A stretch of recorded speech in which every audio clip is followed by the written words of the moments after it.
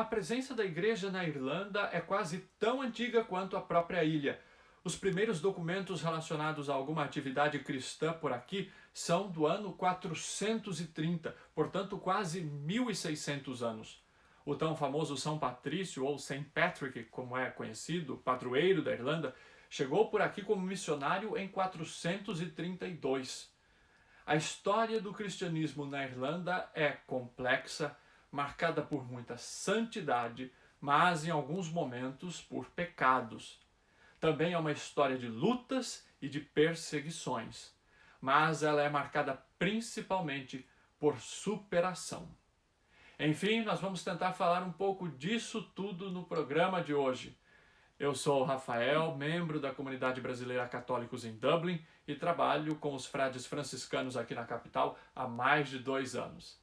Este é o programa Brasileiros na Irlanda. Bem-vindos!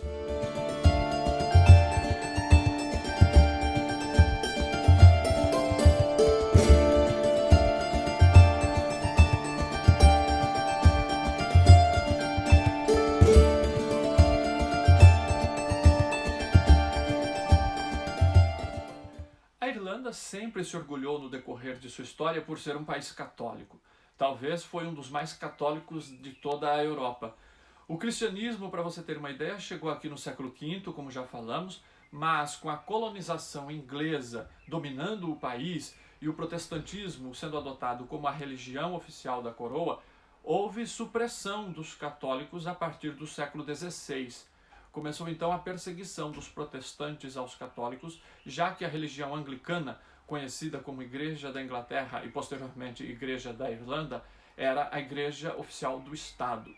Os católicos eram então proibidos de trabalhar em órgãos públicos e tinham suas terras confiscadas pelo Estado. Esta é a Catedral da Santíssima Trindade, muito mais conhecida como Christ Church, um dos principais cartões postais de Dublin. Ela foi construída pela primeira vez no ano de 1030 e abrigou a Cátedra dos Bispos de Dublin, como por exemplo St. Lawrence O'Toole, que é o padroeiro da cidade e está enterrado aqui. No entanto, com a vinda dos protestantes, ela foi tomada e hoje pertence à Igreja Anglicana. Por isso, a Cátedra do Arcebispo está atualmente localizada na Igreja de Santa Maria, no centro novo da cidade. Lá é conhecida como St. Mary Pro-Cathedral, porque seria uma catedral provisória, já que esta é reivindicada pelos católicos como a verdadeira catedral da cidade. Ela está localizada aqui, no coração da Dublin medieval, a parte mais antiga da cidade. Hoje, graças a um esforço de ambos os lados, o diálogo ecumênico tem avançado e na Sexta-feira Santa, por exemplo, há uma procissão em comum com a presença dos arcebispos católico e anglicano, ambos caminhando lado a lado. Mas esse esforço começou lá atrás, no final do século XVIII, com um processo chamado de emancipação católica. Foi algo longo, trabalhoso, mas que finalmente tirou as restrições que eram impostas pela Grã-Bretanha aos católicos aqui na Ilha Esmeralda. Com a Revolução de 1916, pela independência do país, a Igreja Católica ganhou força. O catolicismo não só estava impregnado na população, como também no Estado, na política, nos costumes. A Igreja Católica tinha poder e influência na cultura irlandesa. Para você ter uma ideia, em 1922, mais de 90% da população era católica. A igreja foi e é fundamental na educação e na saúde dos irlandeses, sendo responsável ainda hoje por hospitais e principalmente por escolas. Um membro da nossa comunidade tem um filho estudando em uma dessas escolas e conta pra gente como funciona isso. Juliano Mendonça. Olá, Rafael, tudo bem? Eu vou estar te contando agora a experiência que eu tenho com meu filho aqui na Irlanda, o Gabriel.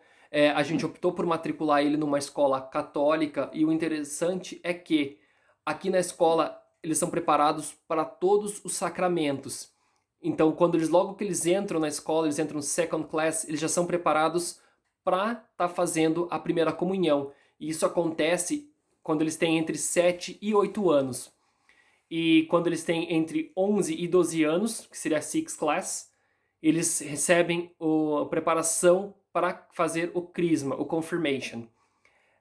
Toda essa preparação é feita pelos professores deles normais do dia a dia.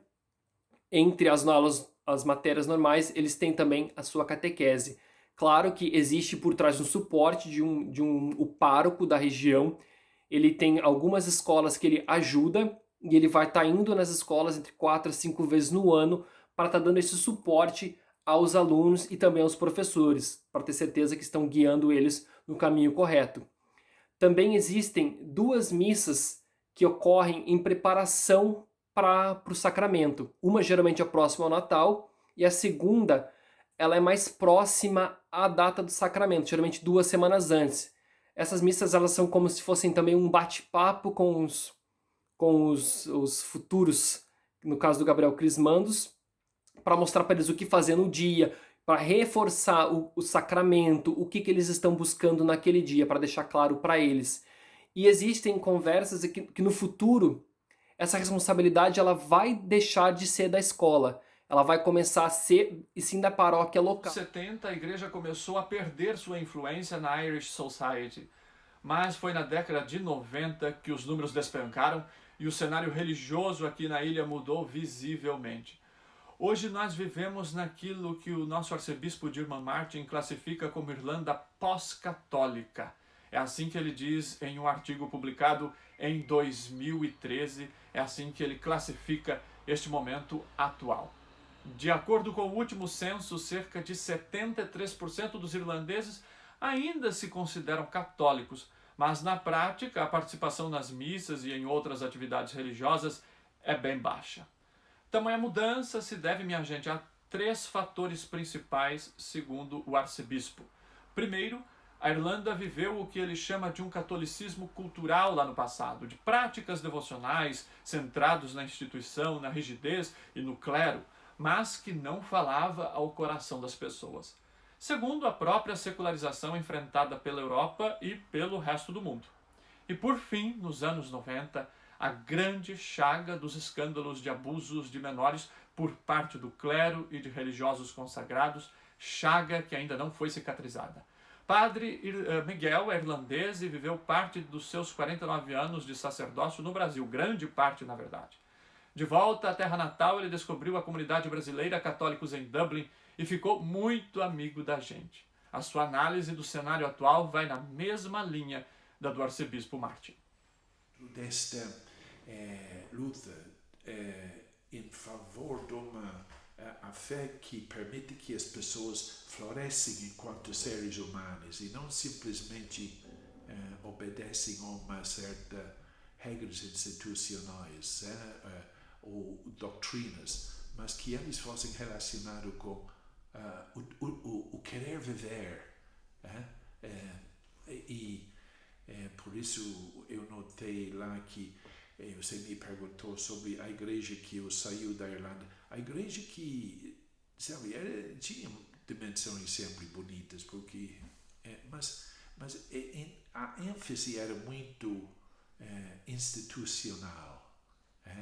E teve a questão de regras para ser cumpridas, para ser um bom cristão. Então, se for na missa domingo, isso foi essa ênfase, procurar não pecar.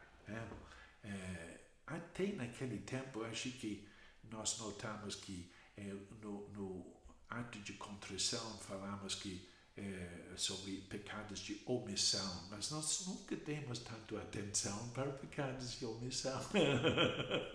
Então, a oração foi dita porque era dado, então era repetido mais do que expressar, porque então mais tarde no Brasil, então eu notei que este pecado de omissão tornou-se mais estimulante de reflexão, porque como Cristo diz, não pode servir Deus e o dinheiro.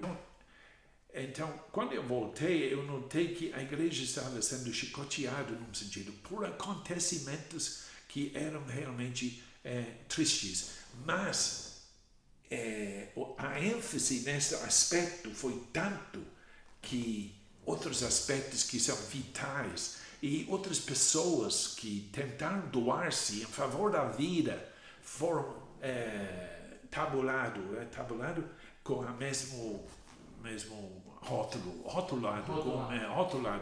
com o mesmo rótulo. Então, eles sentiram isso. Eles sabem que querer proclamar foi, num sentido, abafado, porque os meios de proclamar fora do próprio púlpito ou fora da comunidade foram, num sentido, sempre interpretado e sempre visto de uma maneira suspeita, uma coisa dessa. A Igreja na Irlanda é formada por 26 dioceses e arquidioceses. A Conferência dos Bispos Irlandeses engloba dioceses tanto da República da Irlanda quanto da Irlanda do Norte. A diocese mais antiga de toda a ilha é a de Armagh, no norte. Dublin é a maior arquidiocese do país, com cerca de 200 paróquias e 1/5 da população de todo o território. Há dezenas de santos irlandeses, a grande maioria dos séculos IV a X. O mais famoso, é claro, é São Patrício, o padroeiro principal do país, que não nasceu aqui na ilha, mas veio para cá como missionário, foi feito bispo e aqui morreu. Comemorado em 17 de março, tornou-se uma grande festa popular que leva multidões às ruas e pubs todos os anos. Knock é o santuário mariano situado no condado de Mayo, no oeste do país. Lá, Nossa Senhora apareceu em 21 de agosto de 1879 na parede externa da igreja paroquial. Nossa Senhora do Silêncio apareceu a 15 testemunhas ao lado de São José, São João Evangelista e do Cordeiro junto de uma cruz, além de anjos que o cercavam. O recinto do santuário abriga atualmente a igreja paroquial, a Capela das Aparições e a nova Basílica. Knock recebeu a visita de 2 papas, João Paulo II em 1979 e Francisco, quando esteve na Irlanda em 2018. Bom, a questão é que não adianta agora ficarmos parados no passado. O passado deve nos ensinar a não cometer os mesmos erros no futuro. Agora é hora de sermos uma igreja na Irlanda mais comprometida com os valores do Evangelho. Estão vindo do Brasil e tem lá no Church Street, 4 horas da tarde, domingo, a igreja 500, mais do que 500 jovens celebrando a Eucaristia. E eu digo celebrando, eles não estão lá, porque o brasileiro não vai à missa por causa da lei. Vai porque gosta ou não vai, porque encontra fôlego ou não encontra. Então, eles encontram fôlego lá. Não só encontram do padre, não, mas eles têm esta fraternidade entre si, a própria experiência. O professor que fez liturgia comigo, eu nunca esqueci, ele falou, a liturgia começa com bendito seja o Senhor que nos reuniu no amor de Cristo. E eu acho que quem for lá no Church Street às 4 horas da tarde, no domingo, encontra motivo de dizer bendito seja Deus que nos reuniu no amor de Cristo. Esses jovens vindo de várias partes da cidade para, assim, o próprio encontro já é sabor da graça de Deus. E depois eles refletem sobre a doação da vida de amigo Cristo em favor do amigo deles. Eu acho que eles intuem. Intuição é muito forte nesse nível. Se não aprofunda racionalmente a fé, as intuições deles são que Cristo é um amigo. Eu vim para que todos tenham vida e a tenham em abundância. Eu vim para que fazer a vontade do Pai. Qual é a vontade do Pai? A vontade do Pai é que todos tenham vida. Isso que é a grandeza da igreja brasileira. A igreja brasileira coloca a vida como a razão da doação da igreja em favor da raça humana e do povo brasileiro. E eu acho que então esses brasileiros jovens que trazem características brasileiras que, num sentido, são cultivados pelo próprio sol e natureza, e como diz, e eu acho que eles podem deixar a luz deles brilhar, como Cristo diz, para que outros vendem a sua. Eu acho que já estão fazendo isso. Eu tenho sorte, outros anos passados, quando eu vim para Dublin, eu não tinha brasileiros aqui. Agora eu estou falando quase tanto português aqui em Dublin do que eu falei. A energia é contagiosa. E eu imagino, essa que é a questão, eu falei isso quando eu tinha o privilégio de presidir a celebração deles, da comunidade. Eu falei, ora, vocês têm que reconhecer como é que vocês podem contribuir para a animação da fé, animação. Nossa capelania brasileira tem justamente essa missão. Além de prestar assistência aos brasileiros que vivem aqui, estamos inseridos na igreja local e prontos para servir no que formos chamados. O nosso capelão, Frei Severino Pinheiro, explica um pouco desta missão, formada por pastorais, movimentos e serviços que atuam na comunidade católicos em Dublin.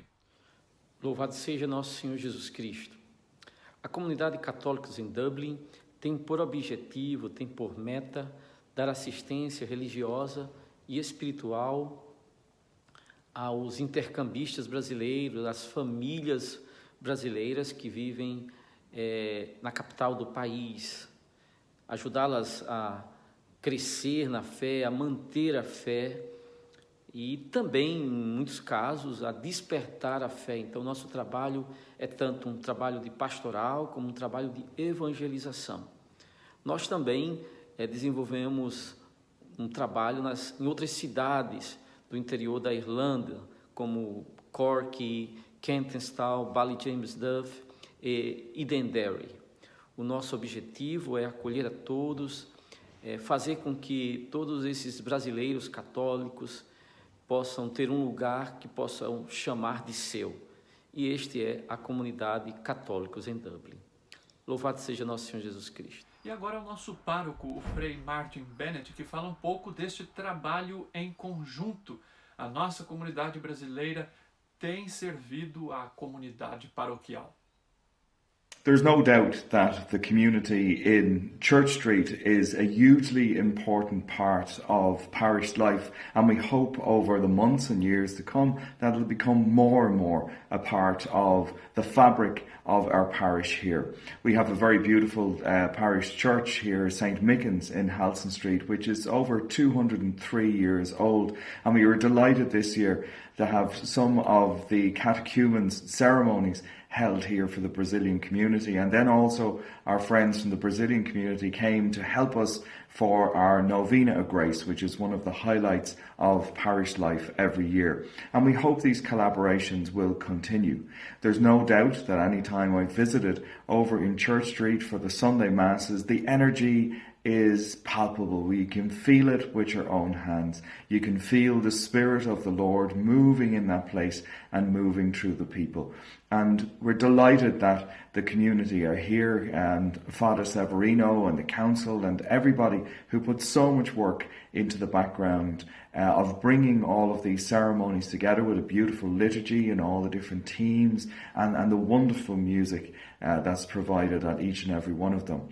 And above and beyond that, the great work that the community has done in reaching out to the people who are less fortunate than ourselves, those in poverty, those living on the streets, and doing their food collections and their soup runs that they did in the winter time was a huge expression of how they live in a very genuine and authentic way their Christian faith. We're really delighted that they're part of the parish community here, and we look forward to many, many more years of collaboration and working together to bring about the kingdom of God. Este foi o programa Brasileiros na Irlanda de hoje. Espero que você tenha aprendido um pouco mais sobre a Igreja Católica aqui na nossa querida Irlanda. O convite que fica é para que você nos siga nas redes sociais. Católicos em Dublin, este é o endereço. Facebook, Instagram ou YouTube. Você vai encontrar muitas atividades que a nossa comunidade brasileira tem feito para ajudar na evangelização, tanto de brasileiros quanto de estrangeiros aqui na Ilha Esmeralda.